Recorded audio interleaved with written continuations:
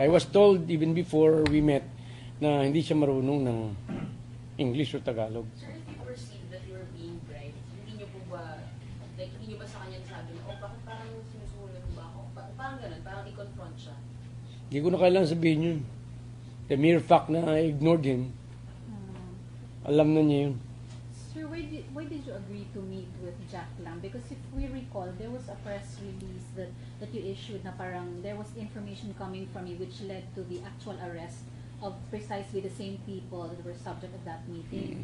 So if you knew that siya yung employer nila, and then if you agreed to meet him, why did you? Hindi si Jack Lam ang employer nila.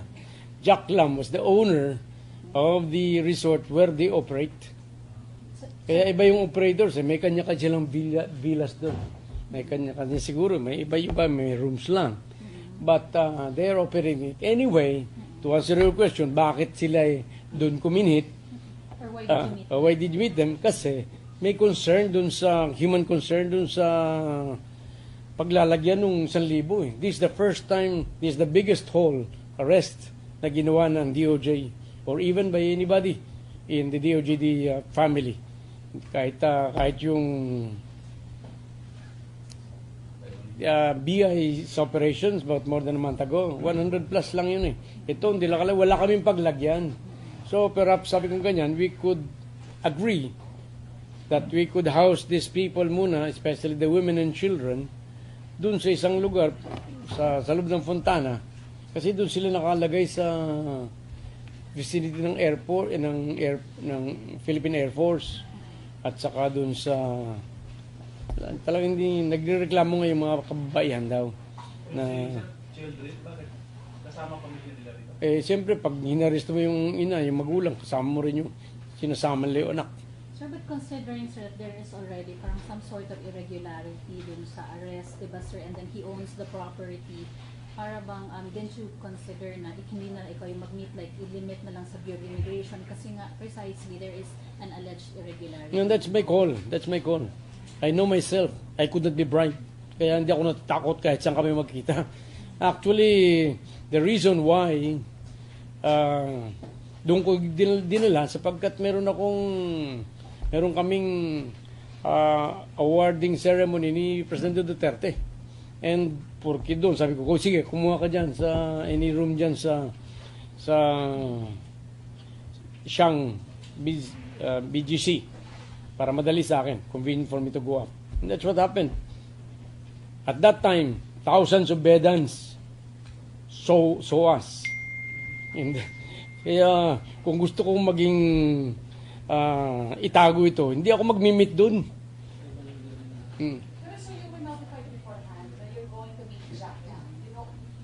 Yes, siya ang nakakuha eh. Siya ang nag-request eh. Ang group niya. But how about yung offer kay Chair Domingo kasi may amount na binigay, would it not constitute?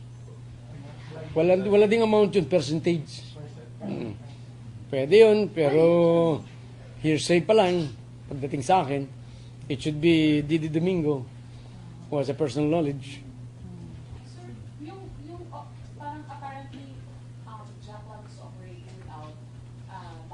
Walang license. Wala bang special law na nag-violate because of that, sir? Walang. Wala bang special law na nag-violate because of that? Yung operating online gaming without a license, yun ang law. Non-payment taxes pati yun. Maraming kwan eh. Alam mo, marami yung mga hinuli. Hindi lang isang grupo yun eh. Mayroong ordinary holders ng tourist visa, mayroong expired ng tourist visa, mayroong walang passport, actually talagang walang passport, mayroong working permit sa Subic and Clark, but yung working permit na yun must work in the place allocated in Clark, but why are you working in Fontana? So para bang kwan lang nila yun, yung employer ng employee na yun para nagpagamit lang doon sa operator ng kwan sa Fontana. Merong holder ng visa ng SESA na hindi completely, it will not be recognized by DI outside of the Cagayan area. Sir, may report kanina may mga nakatakas. Tinatakas. Meron. Tinatakas po. Siguro. Kasi at 3 o'clock in the morning, tumakas ang around 70. Tumalon doon sa Kwan, sa Bakod. So, may nahuli, mayroong wala sigurong pupuntahan, bumalik. But 27 are still unaccounted for. So, 27. Mabuti naman at a very understanding, cooperative yung consul of China, Chinese consul.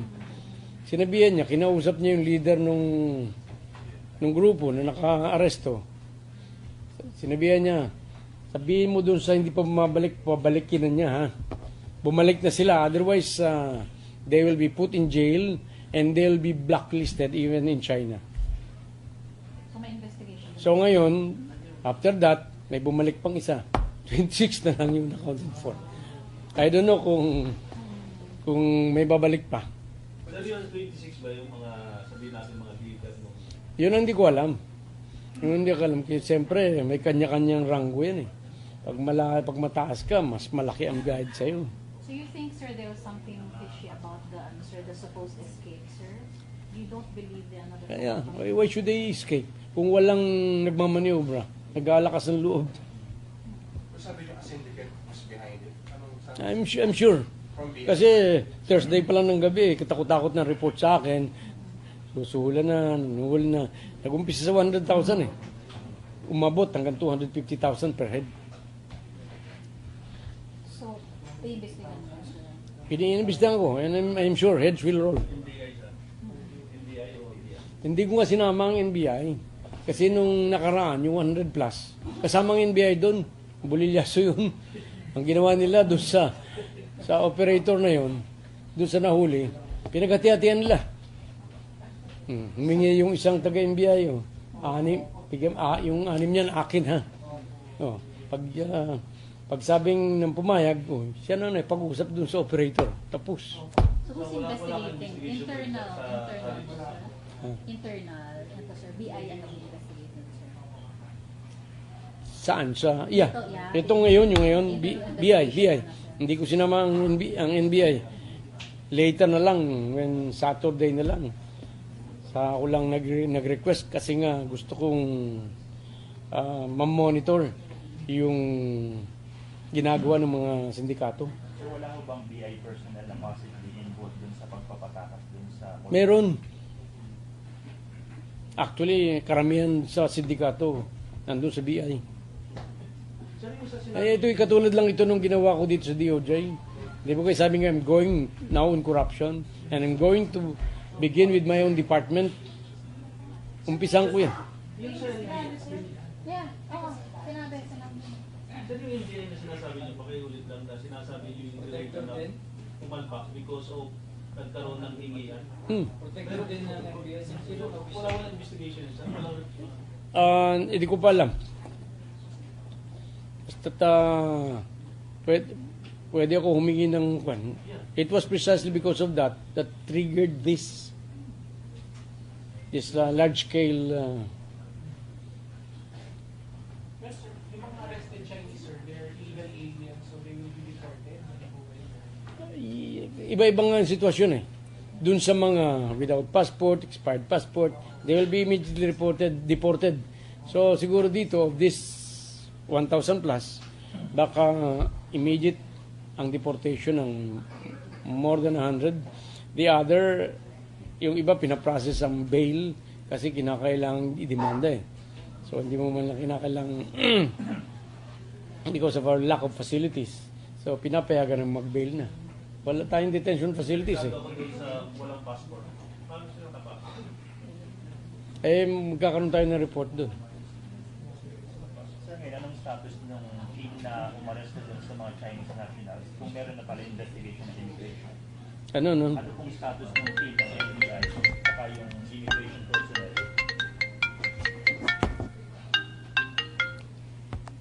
Please. Sir, ano pong status ng team ng NBI at ng immigration personnel na nakahuli doon sa mga Chinese national na allegedly nagpatakas dun sa more than 70? Anong status po nila? Pinabalik sila More sa- than 70. Yung tumakas po Ito yung Apo. under investigation, nagsusubmit ko ng report ko. Na-identify na ba yun, sir? Kasi nagtatakas. Ah. Identify na ba, sir? Pa-report lang eh. But siyempre, right report yan. May basis yan eh.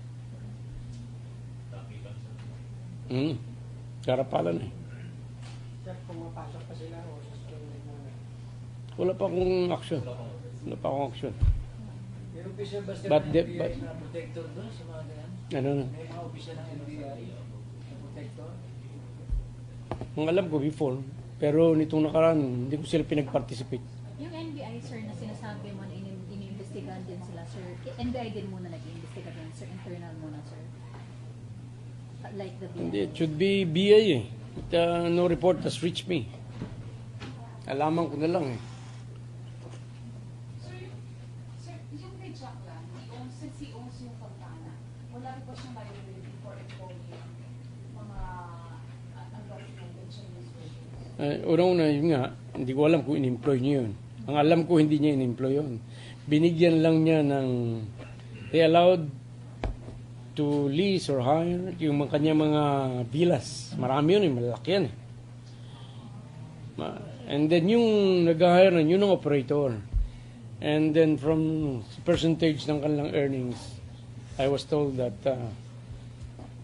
a certain percentage is being given to Fontana. As the owner of the property, sir, Fontana and Jack Lam are liable under the law, sir, for the violation of the locator or of those groups. I believe so. And siguro some other departments or some other offices of the government should conduct an investigation first. Is there a violation already by each franchise as a sort hotel? Or the franchise given to Fontana, sir. In allowing this to be used by illegal. So this needs evidence. Ebidensya ito eh. Madali lang naman magsabi na, okay, but you need hard evidence. Sir, sa info nyo, how long has this business been going? Tagal na ito. So previous admin, nandun na sila. Tagal na ito. Dekada na ito eh. Kung 10 taon, meron na ito. Sir, basta the tip came from you, sir, regarding this, hindi pa din. Yan ba? Maraming nag-tip sa akin, but I was the one who Give over. initiate. Sir, may Assistant Solicitor General tayo. Solgen is under another sir, an attached agency na nahuli sa US, tapos now facing criminal charges, child abuse and misdemeanor. This is Assistant Solicitor General Portoliano. I was told of that. I was told. So, anong Well, sabi ng Soldier, although we are attached to DOJ, we are independent. Tama naman. Attached siya sa amin for purposes of doing our budget. But kaya sinabihan nga ni Secretary Calida na huwag nang hihingi sa DOJ ng anuman travel order kasi hindi kinakailangan. Sa akin wala yun eh. Kung tama yun. Kaya nga lang yung sinasite niya, yung Solicitor General who committed a crime in the US, hindi humingi sa amin ng travel order yun. So, walang travel authority yun? Walang And travel authority was given by the Solgen. sa kanila yun, sir? Mhm. So, paano yung what's gonna happen? May post siyang binakit, tapos back chairperson pa yun. I mean, may post na mababak yung, tapos back chairman pa yun. Assistant Soldier, and then, diba, abuse of a minor. Well, actually, Any reaction yun to nga that, eh. sir? I don't want to comment any further kasi Secretary Calida said that they need not ask any travel order from the DOJ. Okay naman sa akin yun. pagod na pagod nung akong pumirma ng travel order. Dari yung about the Prosecutor General, parang last news na nakuha namin is may OIC na daw kayo. Yes. Sino sa? Si City Prosecutor George Nakakalungkot. Talan. Makati, sir. Makati. Makati. Effective today. Effective today. Because the PG Claro Aureliano has filed already his leave effective January 5. Effective now ang up to January 5. So, for all practical purposes, bakante ang PG. So, yung inilagay ko lang si CP Catalan. Because he is going to resign from the DOJ because he is already appointed as administrator of PUA of Dole. Ni-request siya ni Secretary Bebot Bello. Yun ang nangyari. Sir, going back lang po to Jackla, yung pong operation, the new company is operating without a license from the government. Hindi po ba yung warranted for criminal prosecution? Hindi nga siya nag-ooperate eh. Ang kanyang ino-operate lang yung Puntana Resort. May maraming operators yung sa loob ng Puntana. Ang question dun is, by allowing these illegal operators to operate within his premises, is he liable? It's a question of fact. So yung sinasabi mo kanina na walang license to operate, sir, you were not referring to Jack Lang, sir. No. When when Sombrero was talking about yung absence of any license, hindi siya yun. Yung locator yung tinutukoy niya. Yung mga operators. Yeah, Actually, they are not even locators. Eh. Ang locator is Jack Lam. I mean, the operators of the online gaming. Correct. Sila yung tinutukoy. So, parang Jack Lam is speaking or representing doon sa lahat ng online gaming operators. Kaya lang, I could not say that point straight kasi hindi naman siya nagsasalita.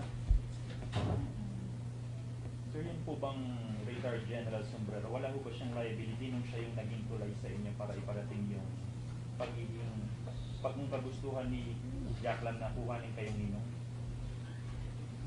Eh, yun ang sinasabi ko sa iyo. Wala naman siyang ginagawa pang overt act. Pag sinabing overt act, nag-umpisa na eh. Halimbawa, yung attempted, kumuha ka ng bolo, tatagayin mo si Ina, yun, may overt act na. Napigilan ka lang ng isang kasamaan mo. Naramdaman nyo lang. Pero kung iniisip mo pa lang, nakukuha ka ng itak, tatagin mo si wala yun. Pahaging lang lahat. Kahaging lang. So, another topic na si Diane po, ni-update mo pero ni Diane, ni-update mo ba? He's not... Yeah, Ruridayan, according to General BATO, is now with him, the PNP Custodial Center. Oh, yung krame. Baka hindi na. But still interested in the WPP application. We are going to consider it. But walang problem sa amin. Mas maganda nga nandun siya kay General Bato. Mas safe siya doon. So, pwedeng doon na lang din kunin, if ever yung affidavit na, sir, pwedeng gano'n na lang. Pwede. Kaya he could be a WPP. We could admit his application. But Custody of. ang custody doon. Sir, kay Merwin, di ba pwedeng ganyan sir mangyari? He's still nasa PNP din, pero pinaprocess na rin ang kanyang application for parole. Pwede rin. Kaya lang, I don't know kung gusto ni Kerwin yung ganun. Ang gusto ni Kerwin dito eh. WPP talaga. I mean, NBI Yeah, talaga. DOJ. DOJ, Ang NBI. hawak sa kanya, not the police. Yeah. Pero kung gusto ni Kerwin doon, walang problema sa amin. Sir, sorry sir ha. Yung kay sir, going back to Fontana, are you not closing the possibility, sir? Are you open to the possibility na dummies lang yung operators? I mean, it was really Jack Lang operating the online gambling there na walang mga license. Well, I don't want to, sorry, but I don't want to speculate. Pwede mangyari rin kung pwede lang. It's possible. Pero wala tayong proof.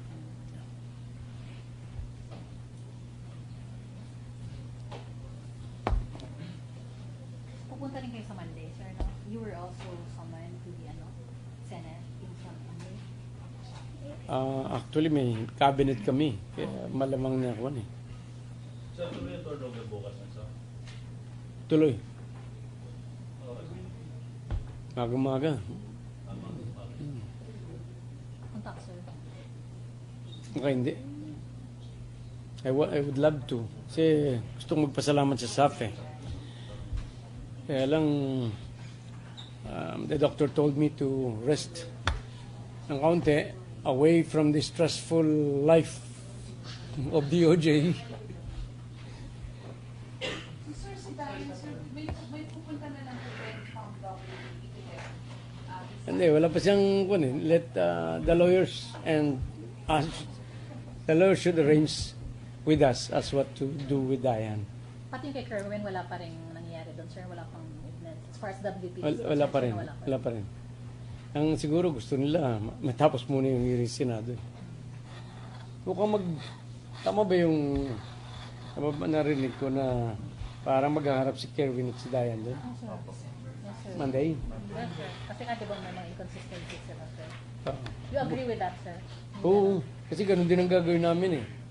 Kung dumating yung dalawa, tatanungin din namin. Harapan din. Paano ba ito? Kasi mayroong silang concern na tinatago. Kaya, okay, thank you very much ha.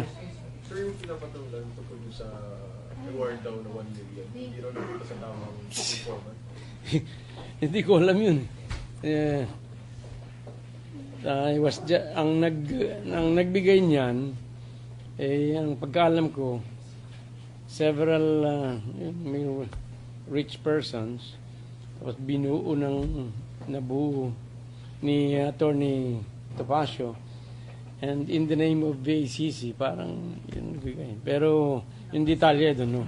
Sir, may question from ANC pala, sir. Can we just get an update on the NBI's investigation into the supposed inaction of the ALLC? Sir, no, sir. Nagre-record lang. Yes, sir. I'm just repeating Of the AMLAN? Yes, sir. And we are actually will be sending letters again to AMLAC. Although yung na-request naming data, some of which dates back to January 2015 or 22 months ago, hindi pa nibibigay sa amin. And then, may kausap ko kanina, kausap ko NBI, we had information on some bank accounts which we urgently need the AMLA to give us. So, sana, magpanay. Sir, sorry. Sino na naman yan, sir? Third batch na yan, sir, as far as the blood trade is. Third na yan, sir. Sino? Not considering the yung matagal na. Yeah, considering. Sino itong mga personalities niya, sir? Ano yung sir? Premature. Ano yung nila, sir? Public officials, private entities, companies? Ano, sir? Paano? Private, mostly private individuals. Not corporations, sir. Private individuals. May yung corporations, yun sa mga drug dealers. Pero sir, mayroon ng order for NBI to investigate on criminal and administrative charges. Hindi, ang sa akin lang, kuwan lang ako, especially after the president's speech. Sabi ko ganyan eh, kasi ako nagsabi kay President Duterte na hindi ko naman nakalain na sandali lang, siguro mga 10 seconds lang sinabi ko yun eh. But it seems that he was coming from somewhere. Kaya ganun ang ginawa niya. Na nagalit siya. But definitely we need to have some AMLA cooperation para ma-validate namin yung aming information regarding some bank accounts. Sir, yung sinasabi niya na may fraternity brother, si Secretary de Lima, is that So, nandun pa naman yun. Nandun pa naman eh. how is it affecting the... Well, actually, it's very hard to say how it affected. Sinasabi ko lang as a matter of fact na dalawa doon sa responsible ng giving of data are her fraternity brothers and they're highly placed in the AMLAC. Sir, kung third batch, private individuals in connection with the corporations before dun sa second batch. Tama ba, sir? Actually, pwedeng in connection but could be independently out. Independently of the na may corporations din, sir. mostly individuals lang. Sir, last naman po, yung mention po kami, information that we got from the NBI on some bank account, yung sa AMBAC po, yung mention, yung may kausap po kayo yung NBI kanina, regarding po on some bank account. Hindi na po klaro yung... Yeah, meron akong kausap na NBI and we came to learn of some accounts that we need to ask the AMLAC. Another batch. Another batch. Ilang bank accounts? 4 or 5. Public officials, sir. Private entities, corporations. Ano yun? Private, public official and other private individuals. O dating cabinet official. Pagkat baka matakot na naman. Yung mga previously requested, nabigay na ba na AMLAC lahat, sir? Alin? Yung mga previously requested. Hindi pa, may kulang pa. Iniisa sila. Iniisa sila. Sir, you also mentioned na useless yung binigay na documents. Can you expound a bit? Well, hindi naman sa useless eh. Kasi after the President's speech, in between 2 and 3 hours, nagpadala kagad sila sa amin ng parang letter on that same date. Hindi pala 11, but it was then around 3:20. 3:20. Natapos nag-speech presidente mga 2 o'clock eh. Kaya ang laman lang nung pinadala sa amin ay yung 5 narco generals na nandun sa minensyon ni President Duterte. The data contained therein should have been available immediately when President Duterte announced them. Ba't nun lang nila pinadala? So, halos wala ng value sa amin. Sir, reaction lang doon sa pag-reinstate ni Bato. May higher ranking official daw ang tumawag sa Di ko alam yun. I don't know anything about it. Pero tama po ba na right na na-relieve na yung si Marcos i-reinstate? I don't know. I don't want to comment. Pag kulang ang facts ko, I don't want to comment. Don't want to speculate. Okay, thank you very much. Alis.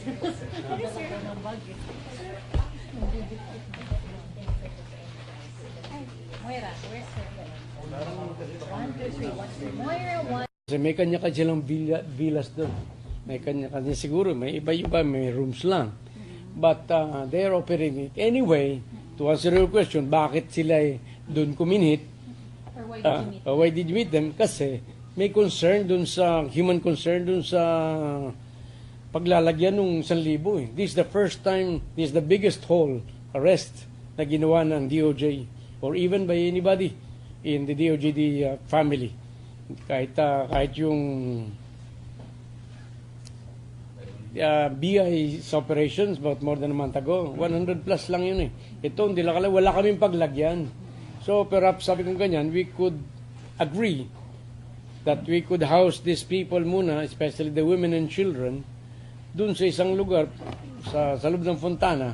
Kasi dun sila nakalagay sa vicinity ng airport, ng Philippine Air Force. At saka dun sa, talagang hindi, nagrereklamo ngayon mga kababaihan daw. Na, Children, bakit? Kasama pamilya nila rito? Siyempre, pag hinaresto mo yung ina, yung magulang, kasama mo rin yung sinasama nila yung anak. Sir, but considering, sir, that there is already parang some sort of irregularity dun sa arrest, diba, sir, and then he owns the property, para bang, didn't you consider na hindi na ikaw yung mag-meet, like, i-limit na lang sa Bureau of Immigration kasi nga, precisely, there is an alleged irregularity. No, that's my call. That's my call. I know myself. I could not be bribed. Kaya hindi ako natatakot kahit saan kami magkita. Actually, the reason why Doon ko dinala sapagkat meron kaming awarding ceremony ni Presidente Duterte. And porque doon, sabi ko, sige, kumuha ka dyan sa any room dyan sa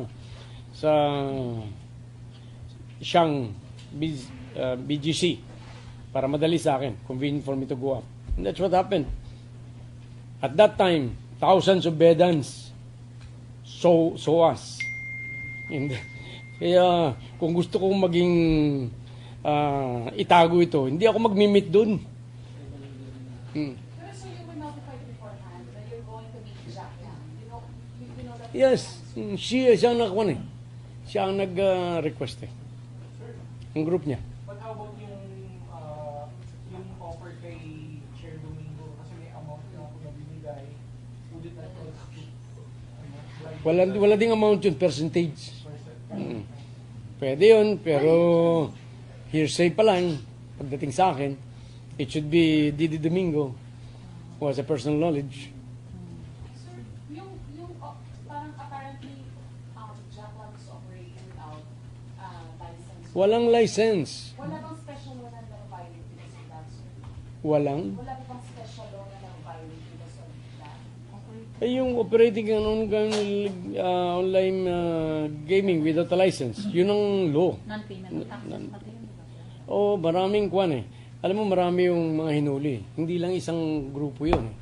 Mayroong ordinary holders ng tourist visa, mayroong expired ng... I was told even before we met na hindi siya marunong ng English o Tagalog. Sir, if you perceive that you are being bribed, hindi niyo po ba, like, hindi niyo ba sa kanya sabi, oh, bakit parang sinusulat mo ba ako? Parang ganun, parang i-confront siya. Hindi ko na kailangan sabihin yun. The mere fact na I ignored him, alam na niya yun. Sir, why did you agree to meet with Jack Lang? Because if we recall, there was a press release that you issued na parang there was information coming from you which led to the actual arrest of precisely the same people that were subject of that meeting. So if you knew that siya yung employer nila, and then if you agreed to meet him, why did you? Hindi si Jack Lam ang employer nila. Jack Lam was the owner of the resort where they operate. Kaya iba yung operator.